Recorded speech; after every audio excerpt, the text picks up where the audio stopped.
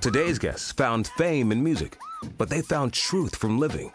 I want them to see my eyes when I talk about this. Their fairy tale lives made them lose focus. So my mom's thing was always, she'd send me a text message that would say, remember who you are.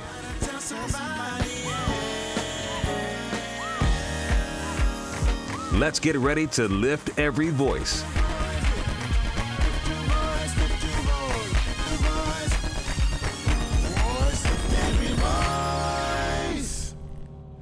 What's happening, y'all?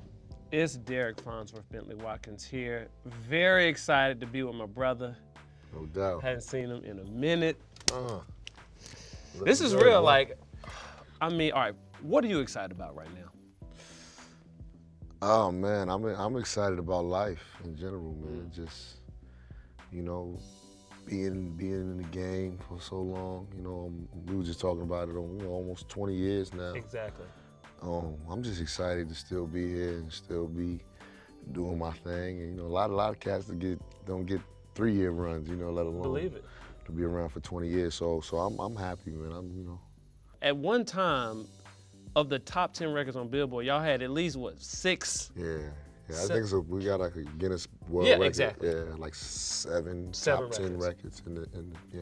So when you guys were in the studio making that music, did you know that you were going to You know how it is, man. You never know. Okay. You know, you go in and you just hope to make the best music possible. You just feeling the vibe, feeling the moment. You're making these records, and you have no clue how big these records are gonna become.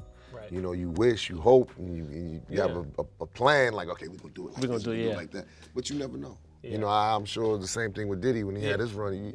You just don't know, you know, how big it's gonna get and how it's gonna move. So, you know, we were definitely plotting on that. That was part of the plan, but you know, we didn't know. You know? Now, you've always been a very vulnerable artist. I always say, you know, a lot of artists, I think they kind of put a film, if you will. When you look at your, you know, discography, you really get some insight not only to what was going on in your life, but what was going on culturally. And I think about your first album and that struggle. Yeah. How far are you from that guy today? Well, you know,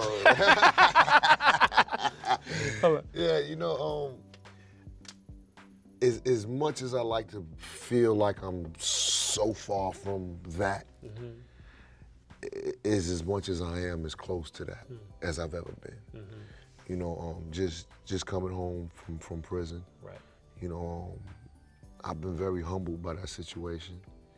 You know, it's a difficult thing to endure after having so much success and doing so much in your career and in your life, and then having to go back to something that you felt you were so far beyond. That, you know, so you know that's what I feel. As many, you know, steps as I've taken to get away from that is as many steps as it's brought me back. And you know, I'm blessed, you know, to have that experience, and I know it sounds crazy, but in some weird way, I kind of needed that to slow me down a little bit. I mean, you've seen us. I do, you know, and let me stop you. moving. Let's stop you because I want to go deep here. Yeah. We're going to take a pause here really quickly. Ladies and gentlemen, stay right there. We're about to go deep. Ja Rule had it all: hit records, a beautiful family, and fame that anyone would treasure. But along the way, Mr. Always on Time discovered that life ain't a game. I'm glad you're here, because we got some serious issues to talk about. There's more after this break. You didn't just go to prison. Your family has to go through that with you. Absolutely. Where were you when you got that news? It's a real example of God's love, unconditional love, not judgmental love. And I think as Christians, that's an important thing for us to remind ourselves that.